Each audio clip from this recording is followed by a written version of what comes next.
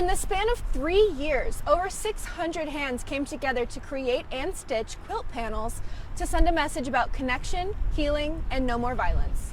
The Threads of Connection Community Quilt is now on display at the Paris Gibson Square Museum of Art.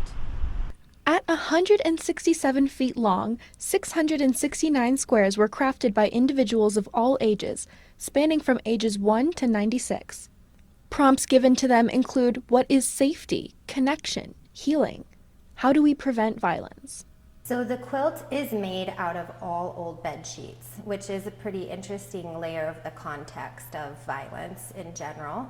And this idea that it's a quilt is to sort of counteract that and think about how beds are also a place of real comfort.